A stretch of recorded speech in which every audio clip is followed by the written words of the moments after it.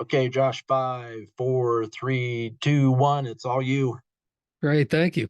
Hi, everybody. Welcome to this session for ELCC's 2024 conference. My name is Josh Rockey. I'm a lead faculty for the communications area at Colorado Technical University, and so I'm really thrilled to be here with you today. I will tell you that if I'm a little bit frazzled today, it's because I've been on vacation for like a week and a half. Today was supposed to be my first day back, and then some travel nightmares happened. And so I just walked in the door like just a few minutes ago. I didn't know what I was gonna do, but I thought I was gonna be presenting from the car or something. So, but I'm not. I'm here in my home space, and I'm feeling really good about that. So, but I promise I'm prepared. I'm really excited to be here with you to talk today about classroom culture, and specifically, culture is a very broad term. We're going to define that and talk a little bit about what we mean by culture. But specifically today, we're going to be focusing on generational culture and the different generations that we see in the classroom, and just a framework for how we might approach that, and some considerations that we might have both as individuals, in our own classrooms, as institutions, things that we might take back and want to consider as institutions as a whole, and just how we can begin to think about generations in the classroom. So just to jump in, and again, feel free to interrupt at any time, not interrupt, jump in at any time with questions, comments, whatever you want to talk about. This is going to be fairly informal. I'd like it to be fairly informal here. So, but technology has always been a singularly disruptive force in our society. Uh, Consider the printing press, for example. My background is communication, so consider the printing press, the humble printing press, if you will. The printing press provided the world and provided us as civilized humans with greater access to reading materials. Right? All kinds of different reading materials were then much more commonly available than they had been previously, which led to a massive increase in literacy rates for people in specifically the middle and lower classes.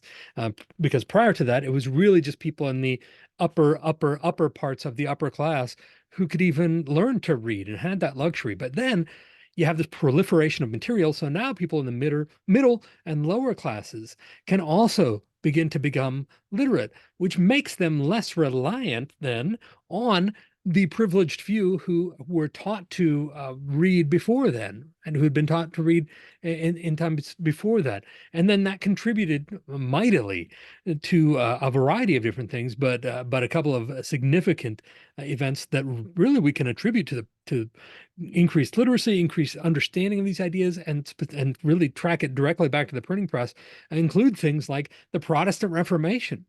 People weren't as reliant on other people to tell them what the Bible said. They were able to read it for themselves and start to have a more personalized relationship within their religion and and understand their theology in a different way. And that really can be, in many ways, attributed to the printing press. Then the seeds of the American Revolution, and in time, the American Republic as well, can really be directly connected back to this, the ability for people to continue to live independently of a society and yet still be connected, which you did not have that opportunity before, when when history and everything was orally recited. You really had to stay within a certain range of people who spoke the same language and who shared that history, so you could understand it and be a part of it. But we didn't have that as we got later on, and that really allowed people to become more independent and to spread out and be more pioneering, which we know in time would lead to the establishment of what we now know as the American Republic here in the United States. So just the humble printing press, that one little piece of technology really changed the world in some significant ways, right? Humans are resistant to change by nature, though, right? We really see it. Oftentimes, new technology, we see this as kind of a harbinger of doom, right? New things come out, and I feel this especially as I get older. I start to see new technologies now, and I just think, oh my gosh, what is this? Now this is the end of the world. Now this is going to be the downfall of civilization and so forth. But we often see technology as a harbinger of doom instead of something positive. So, for example, there in the late 1970s, the film industry actually tried to squash the commercial development of the VCR because they thought people would then stop going to the movies. They thought that the invention of the VCR would mean the end of the traditional Hollywood movie going business. So they really worked hard to try and keep people from developing the VCR and keep them from being commercially available. Of course, that effort failed. The VCR became very popular, which of course led then to the collapse of the movie industry, right? So no, obviously I'm just kidding about that. And in reality, it expanded that industry. So the movie industry tried to squash it because they thought it would kill their industry, but instead it had the opposite effect. In 1985, revenue from the sale of VHS tapes added $1.5 billion to the coffers of movie companies. Right? And in that year, that was the first year that actual VHS tape, the sales of, revenue from the sales of VHS tapes earned more than movie tickets did for that year at the actual cinema. So not only did it not destroy the movie industry, it actually enhanced it. It benefited a great deal, and now we have this whole new industry as a result. So technology, while it's often seen as this evil thing, it can be good as well. A little more recently, some of you may remember Napster. This was that peer-to-peer file sharing application that launched in 1999. If you can remember all the way back to 1999, it was a big deal. People were able to share music files for free. Now that was, and it was widely viewed as a death knell for the music industry because why were musicians going to put music out if they had no possibility of making money from it, if people could just share it for free? And so, of course, the music industry worked very hard to quash Napster, and eventually did. And again, having it available, musicians deserve to make a living and from the things that they create. I'm not arguing against that, but still, we see that Napster, though, in the end, turned out to be the opening of a brand new industry and a new revenue stream for musicians. Because then Steve Jobs and Apple in 2001 introduced iTunes, and suddenly musicians and music companies had a model for monetizing digital music. And so now my kids think it's funny that I still listen to CDs, that I own CDs in the first place, and that I regularly, like on a daily basis, listen to CDs. They think that's hilarious, and they have no idea why I would do that when there's so many other ways to access music. They have real trouble understanding that. And do we really even need to get started on the streaming revolution and how that technology has really changed the world? So, I mean, so all of this just to say that technology has changed the world in many ways and continues to do so over the years. And so we know that this is true also. We're keenly aware, all of us who are here are keenly aware that the very fabric of higher education has also been significantly altered by technological advancement. Technology has lowered barriers to entry to higher ed for traditionally marginalized populations. It's made it possible for students of all ages and at all stages of life to pursue a degree, and it's brought people from all corners of America into the same classroom. So this explosion of diversity, though, in the student population brings with it a corresponding expansion of cultures then that are present in that classroom. And it does require a shift in perspective from both faculty and administrators and anybody who's involved on our side of higher education, right? One of the most significant challenges we've had has been the increase, though, in generational diversity of students in the college classroom. So what we want to do in this session is just outline some of the differences in intergenerational culture and then examine strategies for meeting those multi-generational needs, both as an institution and in individual classrooms.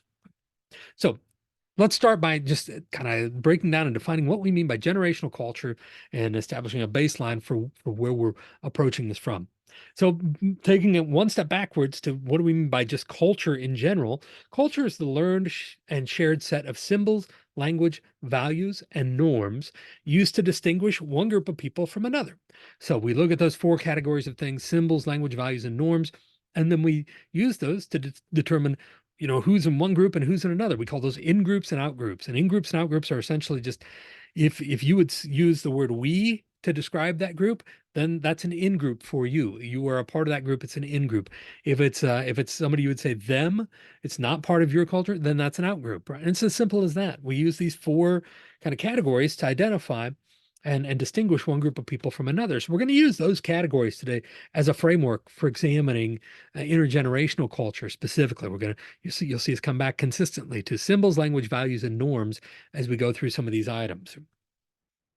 So again, we're going to look at the components of culture: symbols, language, values, and norms. And we need to understand also that culture is not just about culture does exist in different parts of the world, okay, but it's not just about geography. We have a culture at all levels of geography as well as in just all aspects of life. It's not just about we oftentimes think, well, different cultures mean somebody from a different country. And that may very well be true. People from different countries often have different cultures, but that's not the only place we see different cultures. You can basically name any interest that you have, any hobby, any area of interest for you, and that really is a culture. If you're into photography, or if you're into music, or if you're into, even something, very much more specific, you're into like super crazy, like super hard, heavy death metal. That's a specific culture, even within the culture of music. So we can get more and more specific. The community where you live is a culture. Your home has its own culture, and your neighbor's house has a different culture, right? The town next to yours has a different culture. The next state over has a different culture, right? So culture exists all around us. So basically, any interest that you could name would have its own culture. For a long time, I played darts competitively. That's a thing, believe me. I played darts competitively. I played in leagues in my area. I played in the state dart competitions. There's national and international dart competitions and so forth.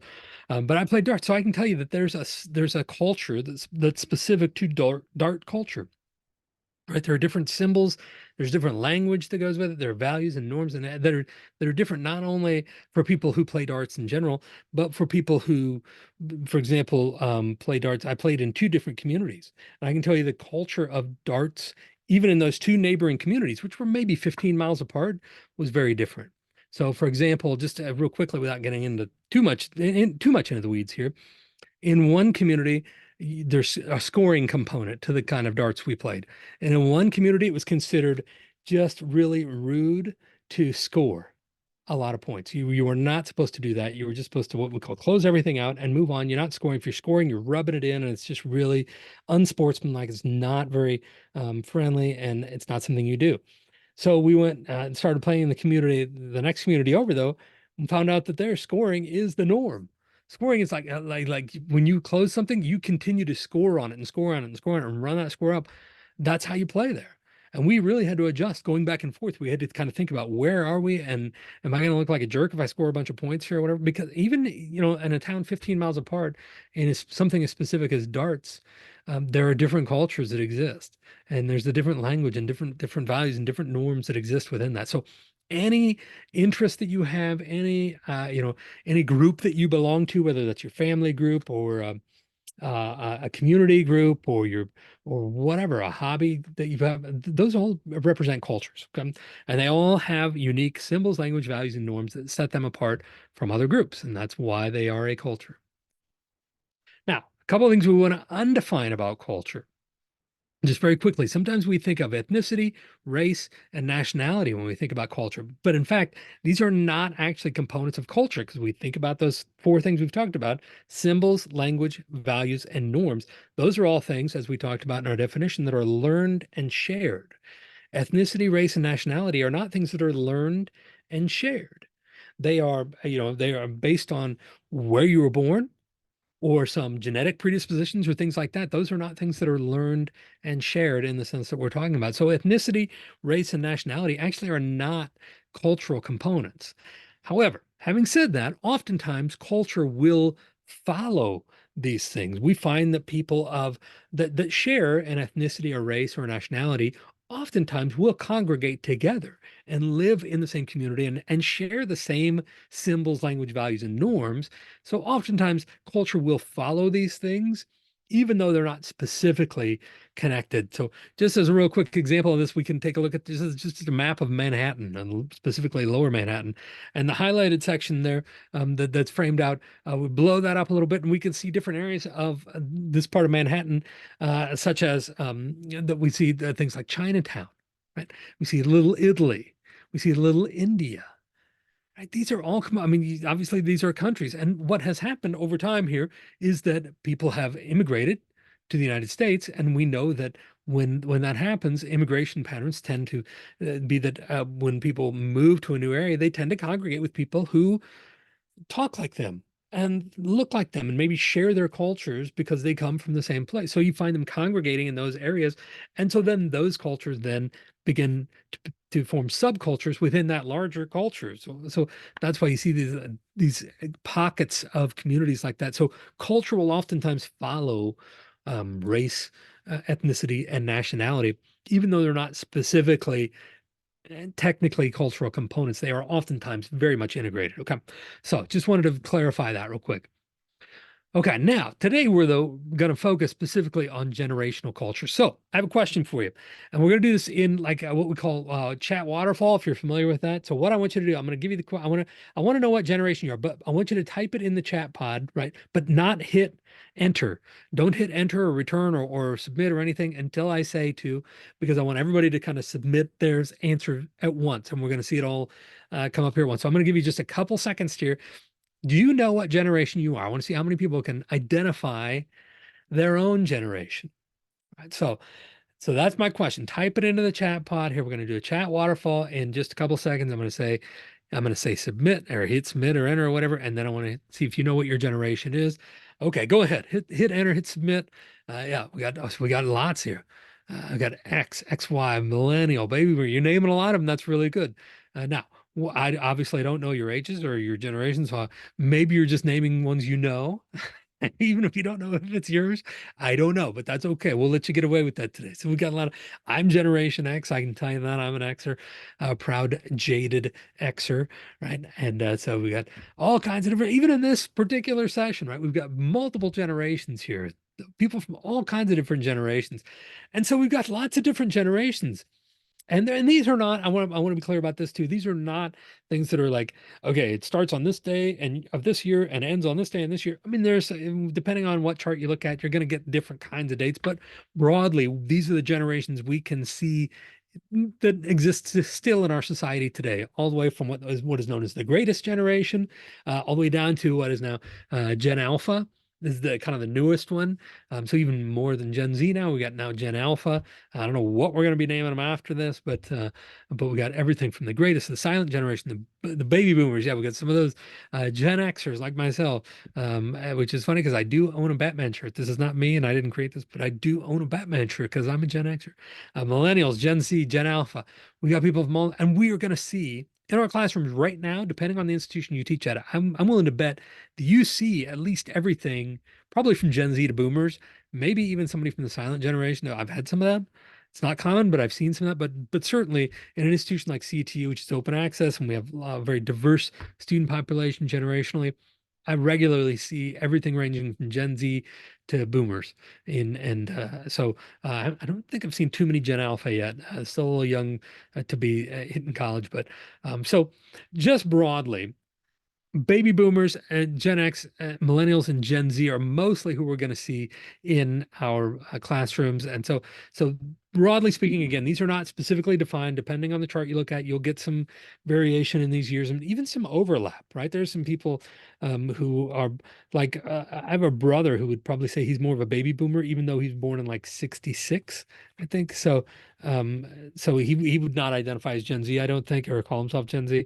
But so it just depends on what you're looking at. And so these are not specifically defined, but generally speaking, these are the age ranges that we see, or the years of birth, I should say, not ages. They're not 1945 years old, but the years of birth for the different generations. We see this.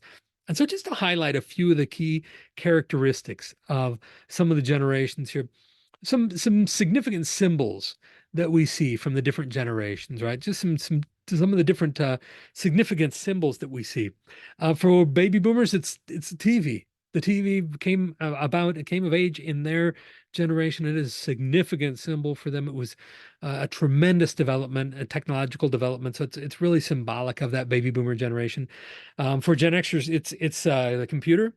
I can distinctly remember that like when I was in high school, middle school and high school, computers were very rare. We had a computer lab that had like four computers in it for a school of like 200 students. And we rarely used it unless you were in that special class or whatever, like that was really focused on that. When I got to college, it became more common. But so that's really a symbol of the personal computer, I should say, the personal computer for Gen X. For Gen Z, then it's the cell phone and specifically the smartphone. which came about during their time, really. And then for millennials, it's more like things like 3D printing and what we can now create using these technologies, using those kinds of things. So just some different symbols, just to kind of give us some a mindset for what we are thinking about here with these different generations. Um, Oh, symbolically too. I had somebody tell me one time they can identify how old somebody is by their email address. So for boomers, a lot of times it's AOL. He said if this person told me if you're using AOL, you're what he called an old person. That nobody younger than like, you know, 60 uses AOL anymore, has an AOL email address. For those of us who are Gen Xers, we may still have our Hotmail addresses. I had a Hotmail address. I've switched to Gmail. I don't have Hotmail anymore, but if he said if you have a Hotmail address, you're definitely a Gen Xer. He said Gen Z people use Gmail. So I don't know, maybe I'm just trying to be younger or seem like I'm younger by using Gmail. But then the millennials, interestingly, are like, what's email?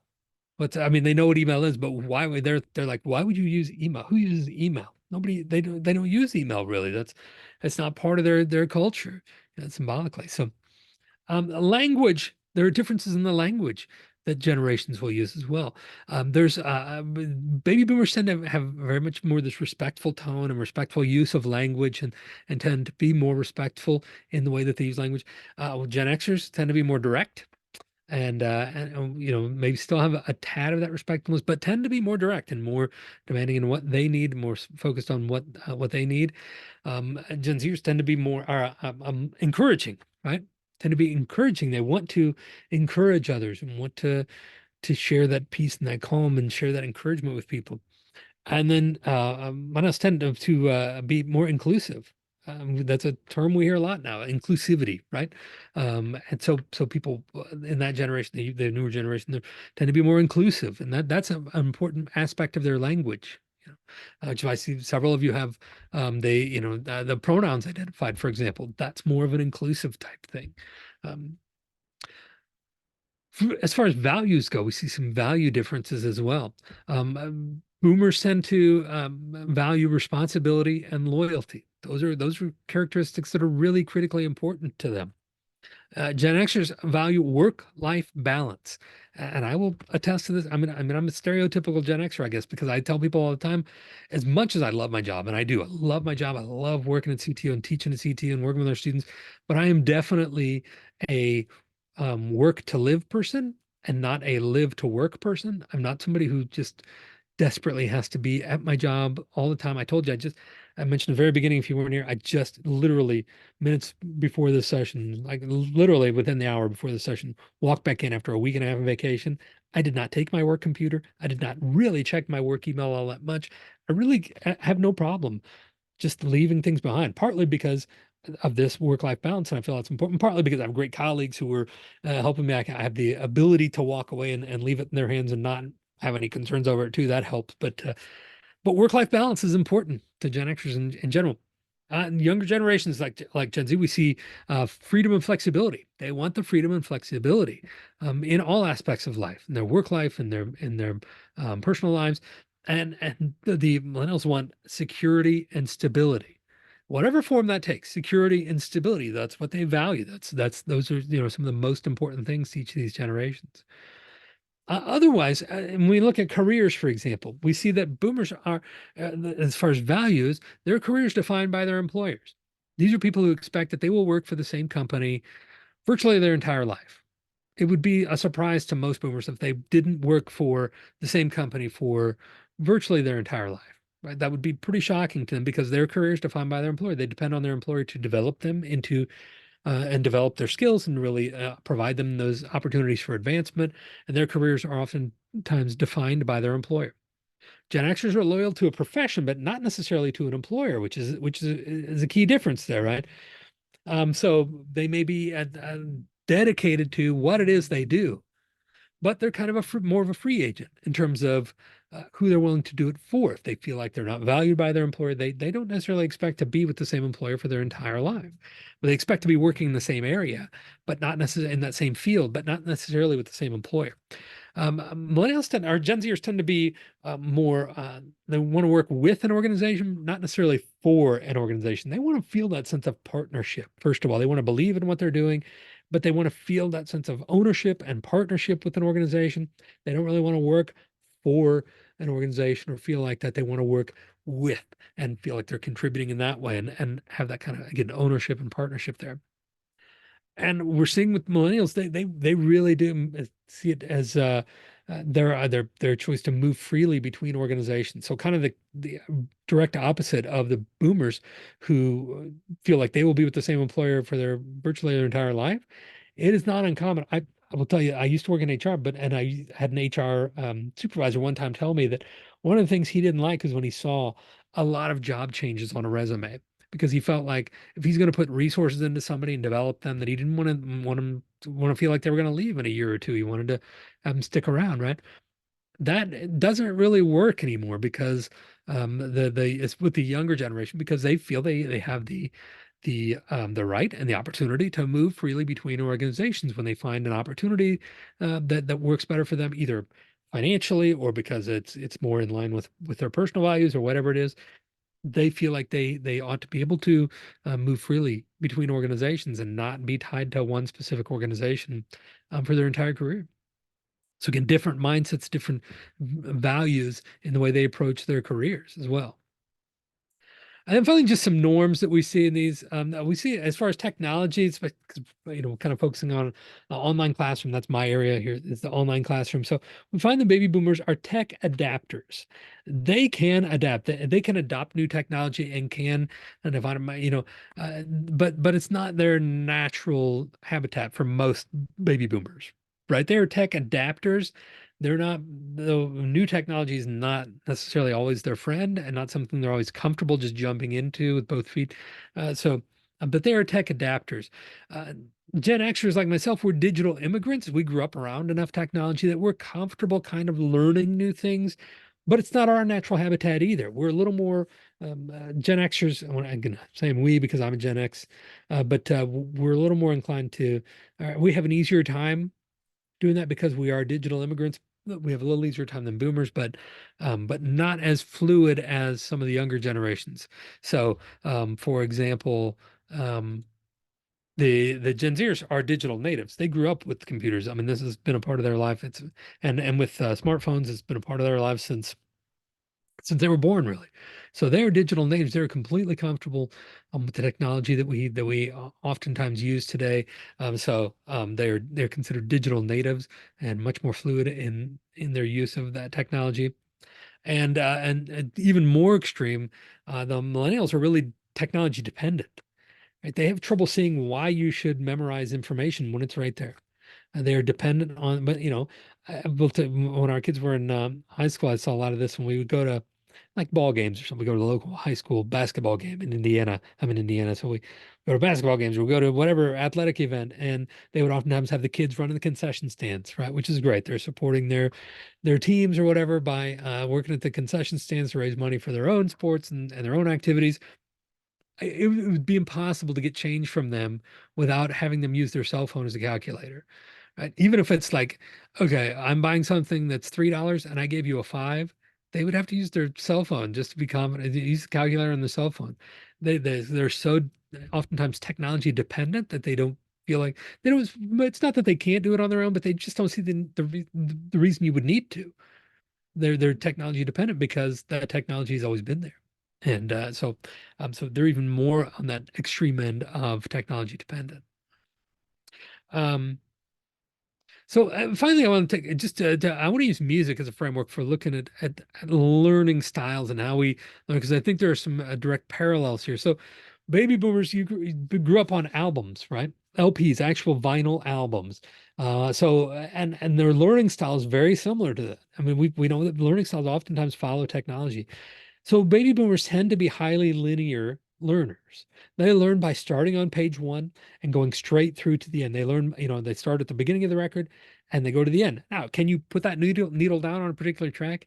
Yeah, but it's a lot easier just to set it on that first one and let it ride, right? Let it run right through there because otherwise you gotta try and skip around and guess where that next song is at and stuff. So they tend to start at the beginning and just go all the way through from the very beginning to the very end, page one all the way through to the last one. Right? When they're learning very linear, highly linear learners.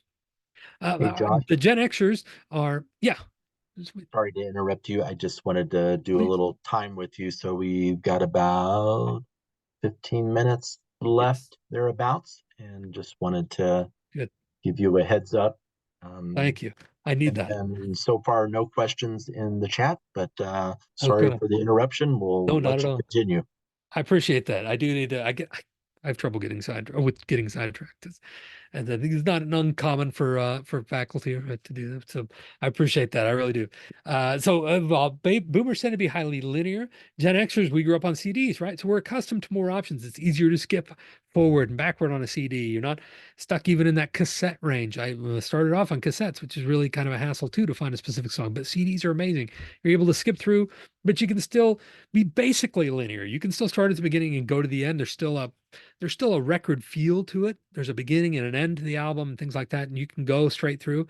So, but we're accustomed to having more options. Gen Xers are comfortable with more options and being able to skip around, but we're still basically linear learners, really. True. Millennials tend to be web natives. They grew up on the internet and with the internet. So they are really the first generation that we see that is highly nonlinear in their learning style.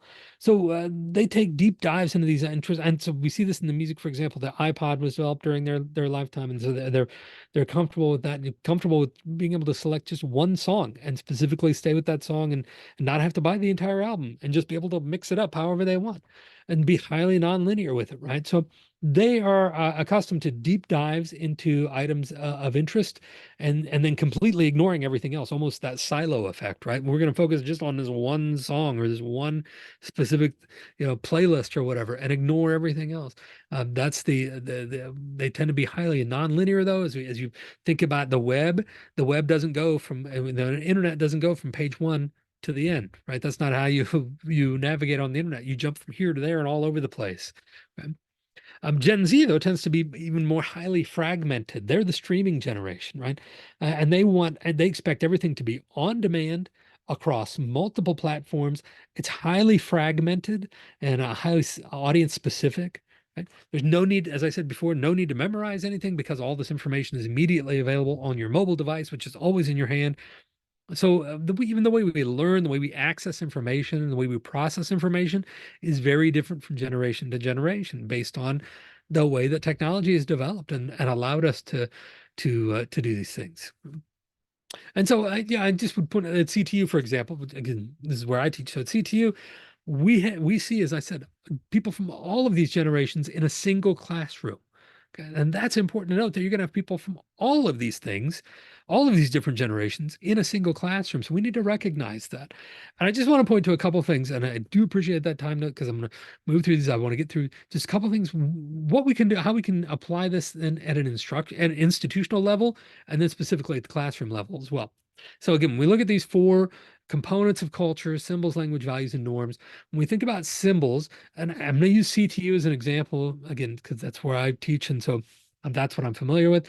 But I think about things like the symbols like the CTU logo, how we use the CTU logo. So, for example, this would be incorrect for us. This is an old logo. Our marketing people are probably going nuts because I'm showing this to you right now. This is an old logo. They don't want to use that anymore. That's not the proper logo, right? If you have a marketing department, then or if you are a marketing person, then you're cringing right now. But if you have a marketing department, you understand they'll knock you down on these. Using something really blurry is not great either, because it's not representing the institution well. And this one's kind of squished in. We don't want that either. You need to use the current logo and the appropriate proportions and things like that. So we're using this kind of symbol consistently, right? For us, another symbol that we use, something that's symbolic in our institution, is something called CTU Messenger, which is an internal messaging app that we have for students. We've gotten very much away from email.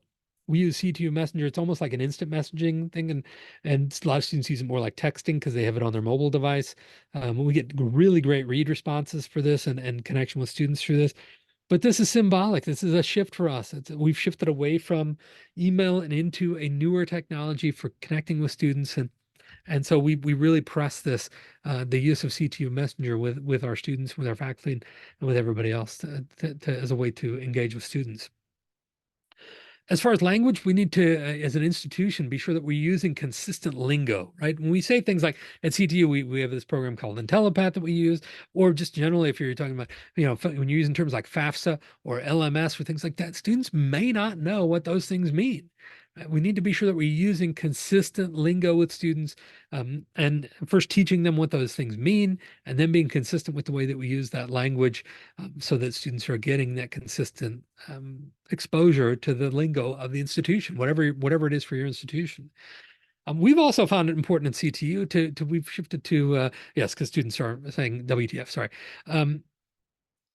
We've also started using a lot of consistent verbiage in our evaluation rubrics in our early classes where appropriate and wherever possible, because we find that it helps students to know kind of even from class to class, okay, what's going to be expected of me in the discussion board, for example. So we've shifted to using a lot of common shared discussion board rubrics, for example, that use consistent verbiage.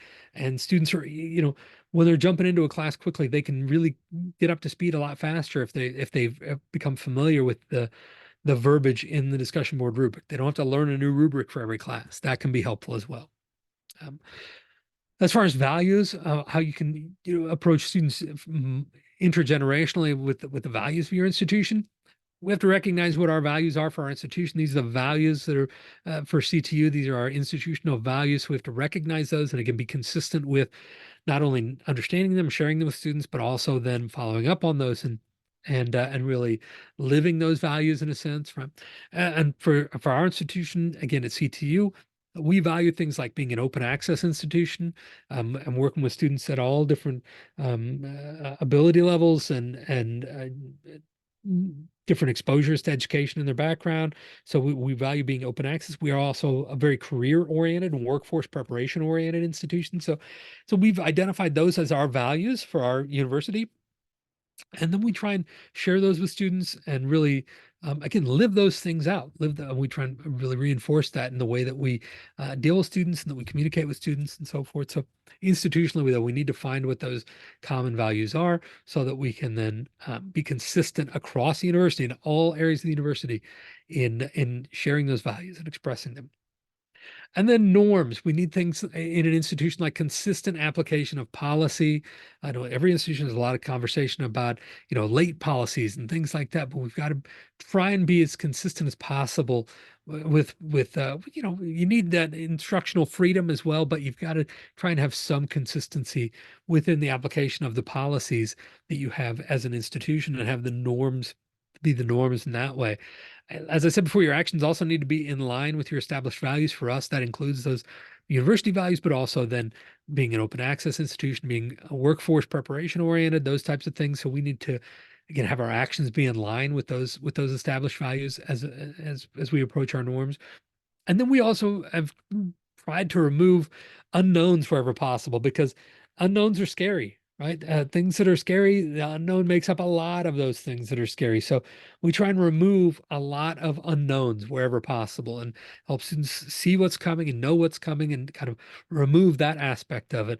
And norms can help do that. They can help us remove the unknown so that students have a better idea of what's coming and what is approaching them. So, okay, more specifically at the classroom level, how can we use these kind of lessons at a specific classroom level? Well, again, thinking symbols, language, values, and norms quickly here.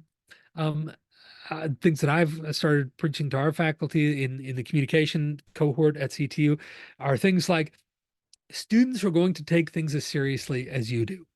If they see you are serious about your approach to the classroom, then they oftentimes will be as well. But if they see that you're only in there occasionally and that you don't really take this very seriously as a faculty member, then they won't either. So students are going to reflect our level of commitment to the class and to the content. So they're going to take it as seriously as you do. I think it's important to be prepared on day one. So preparation is another a symbol that's very important. So things like being prepared on day one, having your course set up before students ever have access to it, having these key components set up so that they know, from a communication and public speaking standpoint, I consider this to be ethos. If you're familiar with that, it goes to uh, character and credibility of a speaker, for example. I think the same thing applies to faculty. When we are prepared uh, on day one or even before day one, then the students see that we are taking this seriously. We are prepared, right? And they will take it seriously as well. It's important to be timely, to start things on time, to end things on time, to provide grades and feedback quickly and in a timely manner to students. That's important. That's an important symbol, again, that you are taking things seriously and that you are committed and you're putting in the time. And I've come full circle on discussion board participation and activity. I will admit to, in my previous life as an online instructor, basically ignoring the discussion board. That I didn't see much value. I've come full circle on that. I fully believe in the value of participating actively in discussion boards and using it as just an opportunity to share lessons and for teachable moments. And I think that helps students take it seriously as well, take things seriously. And it just sends an important message and acts as an important symbol in our classrooms. As far as language, first of all, remember that there are literal language differences, right? Gen Z, for example, is heavily influenced by the language of texting. We know that a whole language has developed as we texted. I don't know, and my kids cannot use a full word. They have to shorten everything, and they have to use abbreviations and all kinds of things like that. They don't know what punctuation is. I don't think so, but they're heavily influenced by text language, and I'm not. They get it drives me crazy. It takes me forever to text because I use capitalization and punctuation and proper grammar and things like that. But so there are literal language differences that we need to appreciate. And remember that culture is not about right or wrong. It's just about different. So we need to appreciate that people have different language needs. We also need to remember again that language is an important factor in a broader sense, right? It brings something, requires something different in the way that we communicate with students, in the way that we message with students. Again, boomers are looking for respectful language. Gen Zers appreciate direct language, and so they're all looking for something different in the way that we use language. Hey Josh, sorry to interrupt again. Uh, we because of our Zoom accounts, we have to have a hard stop at Gotcha. 10 minutes till, so we got about 5 minutes left. Good deal. I'll be under that, and I'll be happy to take any questions. Then, yeah, great. I appreciate that. So these are the last couple things here. It's just so in terms of values, first of all, no matter what topic you're going to talk about, you're going to have students on every side of that topic, on all over the continuum there, right? So you have to be prepared for that, and just how you're going to manage that, and how we're going to continue to encourage students and engage students with that in mind. We also have to think about, are we going to press more strictly on grades or on knowledge? What is are we going to really heavily emphasize grades or knowledge? And I think that's an important discussion. I think there's room for both in higher ed, and both are important, but we have to try. I think, and my goal has been trying to balance that out with students, because students become hyper focused on grades, and I try and remind them that grades are great, but now the knowledge we're sharing here is also important. It's not just about the grade. And are we working for a payoff now or for later? Right? Where do we want to see we want to always see the results right now with our students, but we need to be able to plant seeds now and work for the payoff, both now a little bit now, but also consider what that payoff may be later. And then finally, in terms of norms, understand that different generations will view things differently, like deadlines. We have to be prepared to have a different rationale for different students. Okay, so different rationale for different students. So your older students, for example, boomers and Gen Xers, are going to respond to the more traditional desire to avoid punishment. They're going to be motivated by avoiding punishment, by not losing points, by not losing face with the faculty member, and so avoiding those negative consequences. But younger students are going to respond more to an explanation that deadlines are for their benefit. To help them keep on track with the course and with assignments and so forth. They're gonna respond more to that. So we've got to be able to work both in and also understand who we're speaking to specifically if we're working with a student one-on-one. and how we might need to change our approach for students of different generations based on what they're expecting and how they might approach things like deadlines and late work. Right? We also in at CTU have a live chat, so we have Zoom sessions just like this with our students once a week. So we think about things that if you're engaging with students either online live or in the classroom live, I would encourage you to remember that older students are more accustomed to that lecture style class session. They're used to the instructor just being up front and talking the whole time. Younger students though are geared for more short interactive versus this is the YouTube generation. They're gonna struggle with an hour long lecture, certainly longer than that. Really gonna struggle. They're used to 5 minutes and an activity.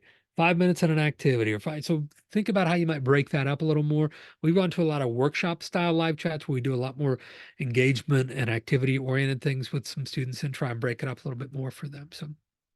So essentially, yeah, just remember that you're going to have students from all these different generations. I don't have time to get into all this, but they get their news from different places. We can talk about that. The older people get it in the regular news. Gen Xers like me get it from news shows like that. Younger generations are going to get it from social media and YouTube and things. So anyway, remember that normal is relative. And I always ask people, what would you call a sugary carbonated beverage? And the answers are, of course, the correct answer is pop.